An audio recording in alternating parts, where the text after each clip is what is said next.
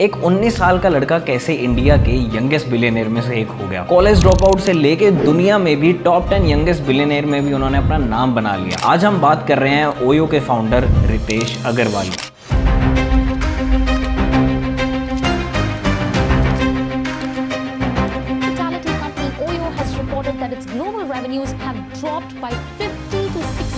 ये कहानी बहुत ज्यादा अप एंड डाउन, कैंडल और कंट्रोवर्सी से भरी है जो कि हम लोगों को काफी हैरान कर देती है। तो पहले बात करते हैं रितेश अग्रवाल का जन्म 16 नवंबर 1993 में ओडिशा के एक छोटे शहर बिस्मकटक में हुआ। उनके परिवार का एक छोटा सा किराना स्टोर था जिसमें उनका घर चलता था और वो काफी ठीक ठाक खुश थे। पर रितेश अग्रवाल के सपने बचपन से कुछ ज्यादा बड़े थे। उनका बचपन से ही बिजनेस और टेक्नोलॉजी में काफी मन लगता था। रितेश ने अपने स्कूल टाइम पे सबसे पहला अपना जो बिजनेस शुरू किया था वो सिर्फ एक छोटा सा बिजनेस था, एक सिम कार्ड बेचने का, जो कि सिर्फ एक शुरुआत थी। कॉलेज के लिए रितेश दिल्ली आए पर उनका पढ़ाई में मन बिल्कुल नहीं लगता था। पर उनका दिमाग स्टार्टअप्स में काफी तेज था। वो जब भी कुछ ट्रैवल करते थे या कहीं भी होटल स्टेज करते थे तो उन्होंने एक मार्केट में गैप देखा कि ट्रैवल करने को थोड़ा आसान बनाया जाना चाहिए और जो हॉस्पिटैलिटी वाली चीजें हैं जैसे होटल स्टेज, ये अफोर्डेबल नहीं है और अगर अफोर्डेबल हैं तो क्वालिटी वाले नहीं है। फिर एक नए आइडिया का 2012 में जन्म हुआ जिसका नाम था ओरेबल्स, एक ऐसी वेबसाइट जो कि एक अफोर्डेबल अकोमोडेशंस प्रोवाइड करती थी किसी भी ट्रैवल करने वाले को या जिसको भी होटल स्टे करना है। लेकिन रितेश को अभी भी कुछ मिसिंग लग रहा था। स्टेज काफी अफोर्डेबल तो हो गई थी बट क्वालिटी अभी भी नहीं थी। यहीं से कंसेप्ट का जन्म हुआ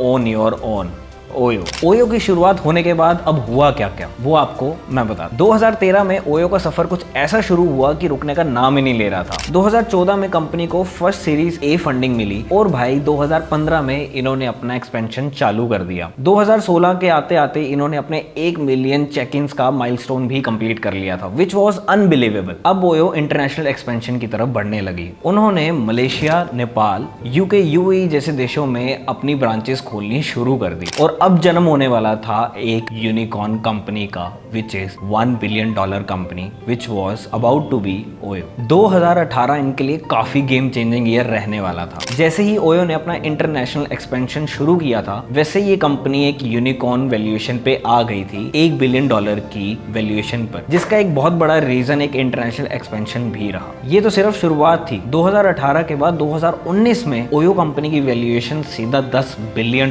चली गई और रितेश अग्रवाल ने यहाँ पर एक बहुत बड़ा स्टेप उठाया। उन्होंने अपना स्टेक बढ़ाने के लिए $2 बिलियन इन्वेस्ट किए। रितेश का कनेक्शन कुछ सॉफ्ट बैंक के साथ भी सुना जाता है, इस पे हम बाद में आएंगे, पर पहले ये 2 बिलियन के बारे में बात कर लें जो कि आज के 15-16 हजार करोड़ रुपए हैं। ये उन्होंने कहां से इकट्ठे किए थे और ये उन्होंने अपने सीधा जेब से नहीं निकाले थे, उन्होंने एक स्मार्ट बिजनेस मूव किया था। रितेश ने एक नई कंपनी बनाई जिसका नाम रखा RA हॉस्पिटैलिटी होल्डिंग और ये कंपनी उन्होंने पता है कहां रजिस्टर की? केमैन आइलैंड में। आप सोच रहे हो कि ओयो, रितेश अग्रवाल, केमैन आइलैंड, ये क्या कनेक्शन है? मैं बताता हूं तुम्हें। केमैन आइलैंड एक ऐसी जगह है जहां पे बड़े बड़े बिजनेसमैन अपना पैसा रखते हैं। इस कंपनी के थ्रू ओयो में अपना स्टेक बढ़ाने के लिए रितेश ने कुछ बड़े बैंक्स का सहारा लिया और कुछ बड़े बड़े फाइनेंशियल पार्टनर से भी डील करी। तो कुछ इन बड़े बैंक्स ने मिलकर और कुछ ये प्राइवेट फंडिंग करने वाले लोगों ने इनको $2 बिलियन का लोन दिया। बट ये लोन कोई नॉर्मल नहीं था। इस लोन के टाइप को कहते हैं इंस्टीट्यूशनल डेट। अब आप सोचेंगे इतना बड़ा $2 बिलियन का लोन कैसे,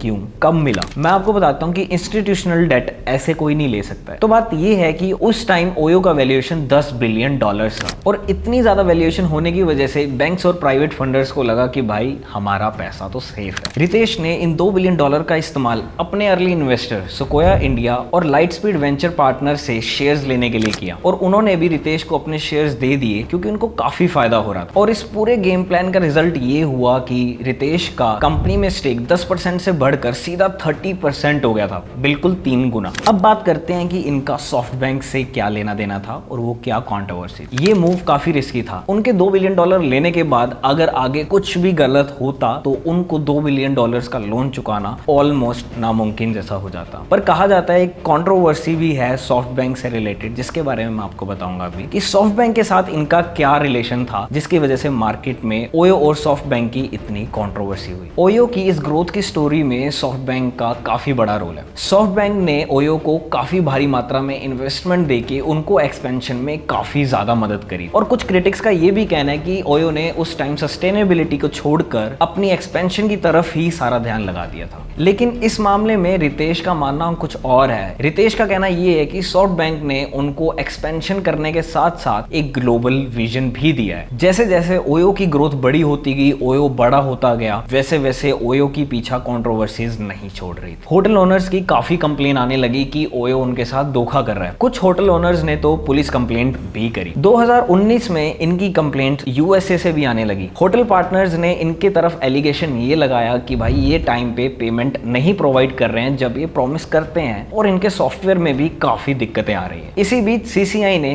कॉम्पिटिशन कमीशन ऑफ इंडिया ने भी इनके अगेंस्ट इन्वेस्टिगेशन शुरू कर दी। ओयो के अगेंस्ट एलिगेशन ये था कि वो अपने डोमिनेंस पोजीशन का मिसयूज कर रहा है। और इसी सब चलते हुए इनकी दिक्कतें भी खत्म नहीं होती हैं। 2020 में आ गया भैया कोविड ने पूरी हॉस्पिटैलिटी इंडस्ट्री को काफी जोर से इंपैक्ट किया। कोविड-19 के पेंडेमिक ने पूरी दुनिया को हिलाकर रख दिया था। ओयो को एक लार्ज नंबर में ले ऑफ करना पड़ा और काफी सारे एम्प्लॉइज को ओयो की जॉब से अपना हाथ धोना पड़ा। रितेश अग्रवाल ने पर हार नहीं मानी। रितेश जी ने पूरे ओयो के प्रोसेस को रीस्ट्रक्चर कर दिया, नई स्ट्रेटेजीज लेकर आए और कॉस्ट ऑफ द कंपनी, जो भी इनकी कॉस्टिंग थी, वो उन्होंने कम करने पर ध्यान देना शुरू कर दिया। उनकी ये स्ट्रेटेजी उनको कमबैक दिलाती है जब उन्होंने इसको इस तरीके से रीस्ट्रक्चर किया, जो एम्प्लॉइज वर्क फ्रॉम होम कर रहे थे उनके लिए एक चीज लेके आए जो था long stage. In long stage में उन्होंने ध्यान रखा साथ में सैनिटाइजेशन का, जिससे इनका काफी अच्छे से कमबैक हुआ कि सैनिटाइजेशन के साथ उनको एक लॉन्ग स्टेज मिल रहा है, जो कि एक वर्क फ्रॉम होम करने वाले प्रोफेशनल के लिए काफी इजी बनाता है अगर वो अपनी सिटी से काफी दूर रह रहे थे। पर पेंडेमिक तो 2019, 20 और 21 तक रहा, जिसने ओयो को काफी ज्यादा अफेक्ट कर दिया था। इसी चलते 2022 में ओयो ने अपना फर्स्ट प्रॉफिट अनाउंस किया, जो कि मार्केट में काफी कम स्टार्टअप्स इतनी जल्दी रिकवर कर पाते हैं। ओयो ने फाइनेंशियल ईयर 2023 में अपना पहला नेट प्रॉफिट अनाउंस किया था, जो था 229 करोड़ रुपए का नेट प्रॉफिट, जो कि एक बहुत बड़ा टर्न अराउंड माना जाता है उसके पिछले साल के लॉस से, जो था 1286 करोड़ रुपए। आईपीओ के प्लान्स पर भी आएंगे इनके, पर ओयो की जर्नी के कुछ आपको ऐसे सीक्रेट्स बताता हूं जो बहुत कम लोग जानते हैं। कहा जाता है कि रितेश अग्रवाल ने अपने को फाउंडर मनीष सिन्हा के साथ शुरू के दिनों में धोखा किया। ये चीज कभी प्रूव तो नहीं हो पाई, पर इससे ओयो की इमेज पर काफी ज्यादा असर पड़ा। एक और सीक्रेट है जो इस ओयो की जर्नी में काफी मेन रोल प्ले करता है, जो जुड़ा है इनके रैपिड एक्सपेंशन को लेकर। रैपिड एक्सपेंशन के पीछे एक ये स्ट्रेटेजी रही रितेश जी की कि वो अपना लॉस कॉन्टिन्यूसली इग्नोर करते आ रहे थे ताकि वो ग्लोबली मार्केट को जल्दी से जल्दी कैप्चर कर सके। ये मूव रितेश अग्रवाल के लिए काफी ज्यादा रिस्की था, पर अल्टीमेटली ओयो को इससे फायदा हुआ। अब आ जाते हैं आईपीओ पर। अब ओयो की नजर थी स्टॉक मार्केट पर। 2021 में पेपर फाइल की उन्होंने सेबी को अपना आईपीओ रजिस्टर करने के लिए, बट कुछ ही टाइम बाद स्टॉक मार्केट की कंडीशन देखते हुए उन्होंने अपना आईपीओ विड्रॉ कर लिया। और फिर दोबारा ओयो ने 2023 में ट्राई किया और फिर भी उन्होंने अपने आईपीओ के लिए विड्रॉ कर लिया, क्योंकि उनका भाई मूड स्विंग हो गया और उन्होंने अपना फोकस कर लिया प्राइवेट फंडिंग की तरफ, जो कि आज 3 से 4 बिलियन डॉलर वैल्यूएशन पे मार्केट से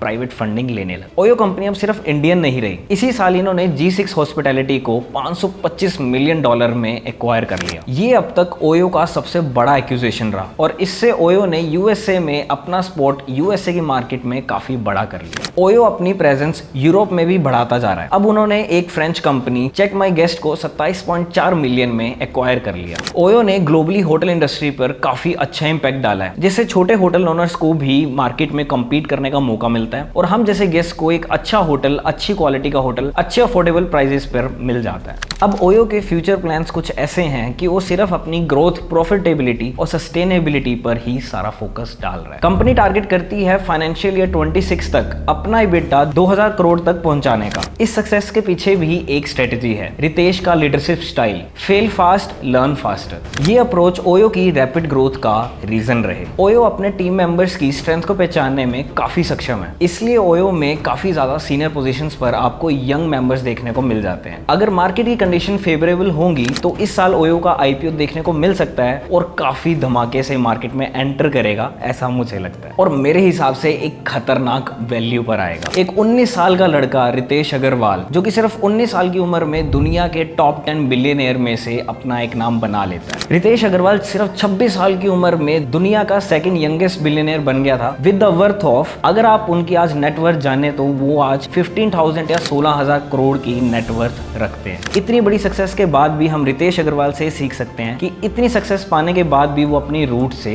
जुड़े हुए हैं। 2023 में उन्होंने गीतांशा सूद से शादी करी और वो भी एक सिंपल सी सेरेमनी करके, कोई अंबानियों की तरह शादी नहीं की उन्होंने। हम इन सबसे ये सीखते हैं कि रितेश अग्रवाल ने इतनी सक्सेस पाने के बावजूद भी अपनी सिंप्लिसिटी नहीं खोई थी और हमें भी शायद अगर सक्सेस लाइफ में मिल जाए तो हमें अपनी सिंप्लिसिटी से दूर नहीं होना चाहिए। तो ये सफर था ओयो का।